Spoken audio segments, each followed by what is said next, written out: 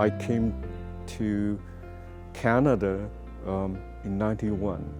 So I will be living in Brandon for 30 years by June 13th next year. And the reason I came to Canada has everything to do with the important chapters in Chinese history. That's what happened in 1989 in Beijing and across China. There is a pro-democracy movement. That event is the pivotal point for me to decide to leave China and to move to Canada. Yes, I've been carrying on painting every day for almost 17 years. That's kind of a project. It's sustained by my passion and energy for 17 years. It's not an easy task. I told people, no city under the sun has been painted by a single painter for so many times.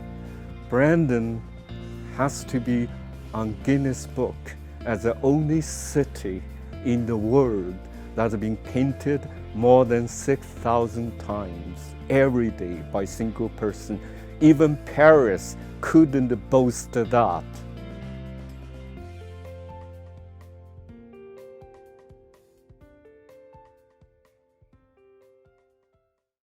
I was born in the far northwestern China, which is just a short distance away from the former Soviet Union. The city has a Mongolian name called Arte. So it was very cold and almost on the same latitude as Brandon. I grew up in the 60s, 70s. That's basically 10 years of Chinese Cultural Revolution years. The 10 years Cultural Revolution parallel to the 10 years schooling I received in China. So basically, the 10 years we didn't do much as a student, but just do the manual labors every year. So we didn't have much education. So all the education I obtained is through self-taught. By the time I reached 19 years old, the Cultural Revolution was over. And China started to open up.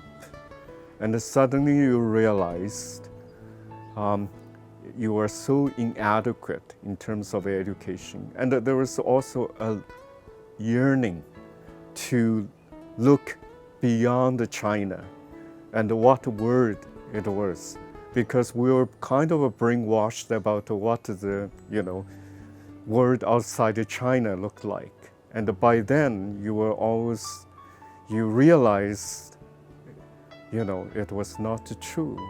The world outside China is not quite exciting. And then obviously you thought, well, you needed to study a language that somehow can lead you away from China, and at least, not physically, but and at least mentally, spiritually, you can go beyond China to explore what the English-speaking world was like. And then there's a huge drive for me to teach myself English. Teaching myself English became a huge part of my life. After I graduated from high school, I was left in a limbo, because by then the university started to open its door to all the high school graduates. And at that time, it was very, very challenging to pass the national entrance examination. only a fraction of people can survive that kind of examination. I failed miserably, not because I was bad, but simply because I had no formal education for the past, 10 years. But I didn't do too bad.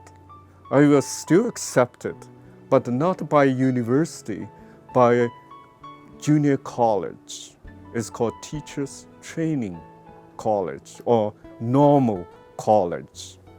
Okay, and I was supposed to be majoring in classical Chinese language, supposed to be trained as a high school, elementary teacher for teaching Chinese language. But then at that time, I thought, well, since I'm learning about Chinese language, why not just pick up English? So I started to teach myself English. No one taught me, not a single class I went to. And I didn't even have the help of the language audio tape. I tried to use my imagination to imagine how English sounds like. Because I have a book about English pronunciation, but unfortunately, it was written by a professor in Beijing in Chinese language.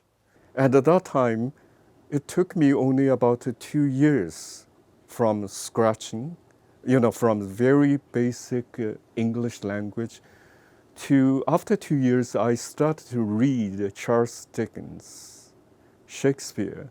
And by then, I got so interested in English language, it consumed me so much that by the time I graduated, actually there was a huge lack of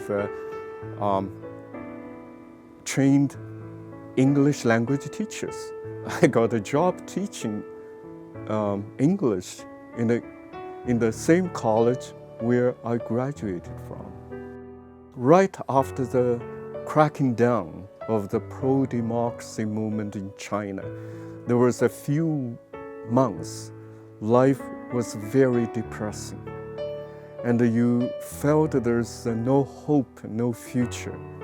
And at that time, our daughter was born. So I thought, well, I needed to get away from China to start a new life.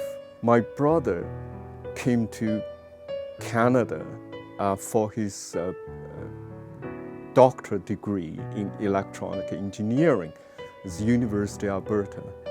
The first choice of my university is not Brandon University, it is University of Alberta. But at that time, in the early 90s, all the mainland Chinese students, I would say 90% of them, are here for graduate school, not undergraduate. So in the university admission guideline across Canada, there's no specific instruction about how to get a post high school student to come to Canada for study. There's basically nothing about like a student from other country, they have a basic requirement, admission requirement, but nothing about mainland Chinese high school graduate. So then I finally got a book. It's called All the University Telephone Directory from North America. That telephone book cost me a week's salary in China. I bought that. So I said, okay, now I have to apply to every university from coast to coast. So I sent all my application to every university, every college, even Bible college, anything. So BU was the first to respond with my application with the admission letter. That's why I ended up in Brandon. 我也知道他在国内当时是非常不开心的。那么他走了嘛，我肯定也不会开心。但是呢，有一个比较，就是说他的这个不开心和我的不开心呢，肯定是有一点区别的。他的不开心可能是一辈子不开心待在国内，那我的不开心嘛，走了以后的我的不开心呢，肯定就是一个暂时的，对吧？过了几年熬过去了以后呢，也许可能就会有一个新的生活。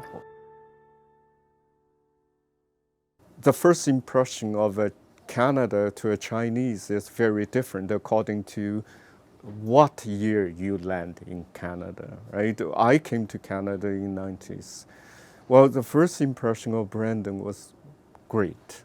I just fell in love with this place right away, not because it's a huge or metropolitan, and it's so quiet and it's so pristine environment. I still remember the lilac-filled air, the pine, scent. I mean, everything, and even the birds.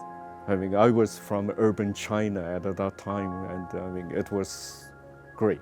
I loved this city right away. I was not very confident about what major I'm supposed to, to pick or whatever courses. It was very, very difficult. Plus, teaching English as foreign language is one thing. But once you find yourself just like any other ordinary student struggling with academic courses, it was very daunting task. So then I thought I never had much training in science and mathematics, so I picked psychology. I didn't do bad. I mean, the first 15 courses I all ended up A or A+, so I did very well. And so, but by the time I finished 4 years at BU, I was supposed to be on my way to McGill University, but I didn't go. By then, after 5 years, I separated from my wife and daughter. I couldn't communicate with them because there was no internet. In China, there was not even a private land wire phone at that time. So every communication has to be conducted through real letters. So after 4 years, it took a toll on me, right? Separate from wife and daughter for 5 years. Imagine, no phone call, nothing. So, and then I have to think of the reality. By then I got my immigrant status. So I have to support my family. With only a bachelor degree in majoring psychology, minoring sociology, the job is very limited. Plus I'm an immigrant, so I spoke English with accent. So there's very limited choice. The first job I got is working with the branding community option, starting with the minimum wage of $5.50. Well, I was very excited for the job, and I actually worked with that agency for over 25 years. And after working with the branding community option for a few years, I started work at the same time with the branding school division as an educational assistant. And so for over 20 years, I worked 2 full-time jobs simultaneously, working 2 jobs. It was very stressful, physically, emotionally, mentally. So I have to pick up something that almost I wanted to be an antidote to the daily dreary routines. So then my wife actually at that time bought me an easel because in her distant memory, she remembered when I was a teenager, I used to enjoy painting. He said, why not? Pick up something you always enjoy. So on a trip to China, she bought me an easel. Okay. So that year, my parents were visiting here. We decided to, that's the year 2003, we decided to go to Lake Woods area for 7 days trip. So at the spurs of moment decision, I decided to pack up my easel, threw in a few tubes of oil paint. I started to do painting on site there. For 7 days, I finished 8 paintings. I hooked up. I thought, wow, this is something I should do. So I came back from the trip in Lake Woods. I said I couldn't stop anymore. Then I remember, on Remembrance Day 2003, I said I better do something so that I will always remember. I drive around Brandon. I started just a pencil and stack of paper, and I said I will sketch every landmark in Brandon. Do it every day, 9 by 12. So from Remembrance Day that year to the Remembrance Day next year, I ended up with 500 Brandon on-site sketches in pencil. And the next year, I was offered a solo fine art exhibition with the Wasagami Community Arts. And at that show, I sold almost all my paintings. I couldn't believe people will pay for that. And then finally I decided the oil is the best because only oil can survive any kind of weather. It doesn't matter if it's windy, stormy, snowing, I can all do it. So I ended up using oil as my to-go medium. There are so many beautiful character homes in Brandon. I painted quite a few of them, but one like this, I have never had a chance to come to paint yet. Again, like the way I pick up English, I basically taught myself how to draw and paint as well. But I did have a connection of a family connection. I had 2 uncles, both are professional artists, both trained academically in fine art. When I was a teenager, from 12 to 18, I did sketch, do watercolor very frequently. The day I stopped doing that is the day I picked up English.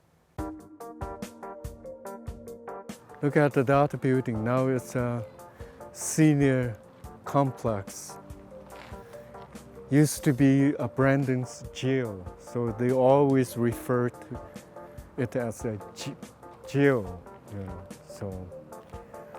And as a matter of fact, last century, probably at the dawn last century, and a prisoner was executed here by hanging. And there's a book about her life. And I think the author is from Brandon University, faculty member. Been here to paint numerous times. Winter, summer, fall, you name it. Water Tower, which is such a landmark of Brandon. And it still is. A lot of people found the memory of this water tower in the Rideau Park. When I started to gain more recognition, I started to try to blend my traveling with painting. So my wife complained about, how much more our our luggage gaining weight, because after that, whenever I travel, I always packed up with oil, paint, brushes, and easel. So from that day on, I basically paint everywhere I travel. China, Mexico, Europe, United States, and across Canada. People frequently ask me, what happened in winter if you always paint outdoor? Will your oil paint freeze? Actually, for all the 4 seasons, winter happened to be one of my favorite seasons to paint outdoor.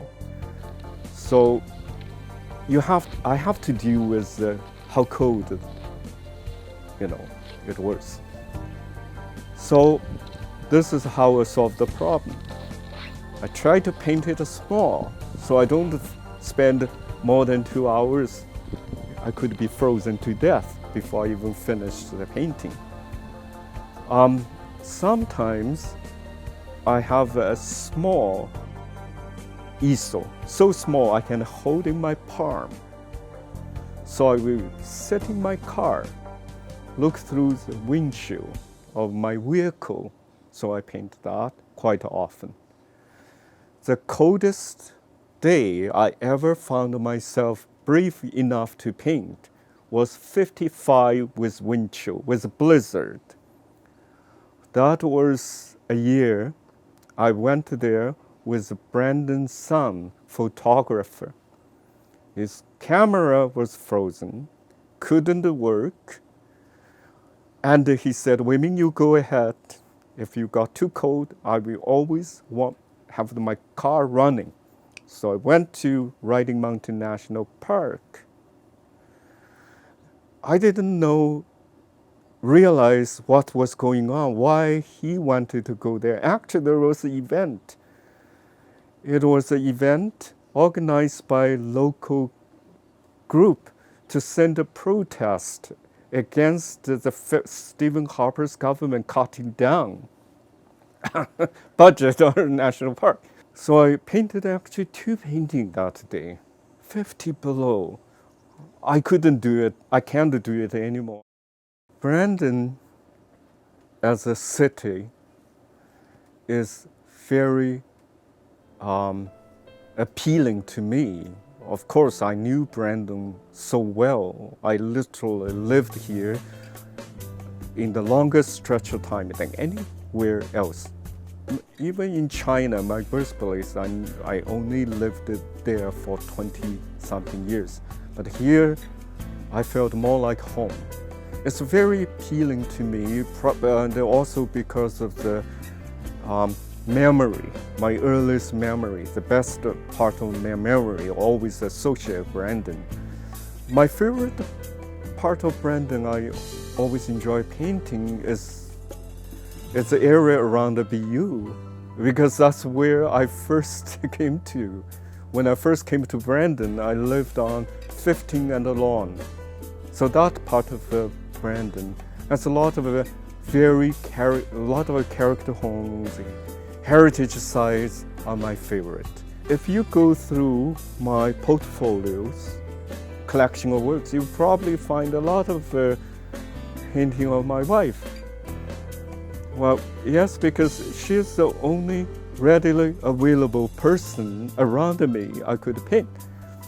But you know what? My wife never really wanted to pose for me.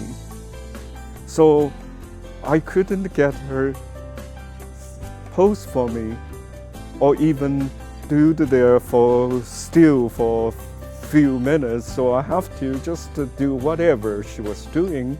So she basically did most of the job of the household. So you probably will see a lot of them about my wife cooking, doing this and doing that. So when she was cooking, I just follow her with my easel, which is very annoying to her. 挺开心的看着就是对，因为这就其实很多时候有好多事情你都忘记，但是你以后回到这幅画的时候，你才会想当时什么什么情况，那么就还有一个可以给你重温那个生活的一个机会吧。I saw that give me light, give me color. That's all I need. I hope that people can come away after looking at a painting with a love of the place you live. You don't have to look far to find the beauty, find everything you love. It's right around you. So everything you see around you can be a piece of art. Always people ask, what is your masterpiece? I don't. That's the next one.